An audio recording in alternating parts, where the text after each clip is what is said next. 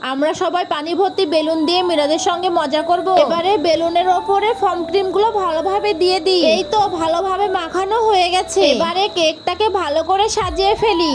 এবারে কেকের ওপরে চকলেট ক্রিম সস গুলো দিয়ে দিই। এই তো আমাদের কেক সাজানো ওকে। এবার এগুলো তাড়াতাড়ি করে সরিয়ে ফেলি। এই তো মিরাজকে নিয়ে চলে এসেছে। Happy birthday to you Miraj, happy birthday to you. Wow, আমার জন্য এত সুন্দর কেক তৈরি করেছিস। আমি তোকে অনেক ভালোবাসি আফসিন। হ্যাঁ নে, এবার তাড়াতাড়ি কেকটি কাট। আগে মোমবাতি গুলো কেকের উপরে রেখে দে। আচ্ছা রাখছি। এবার এগুলোতে আগুন ধরিয়ে দি। এই তো হয়ে গেছে। Happy birthday to you Miraj, happy birthday to you. এবারে মোমবাতিতে ফু দে। এই তো হয়ে গেছে। এবার আমি এই চাকুটা দিয়ে কেকটি কাটবো।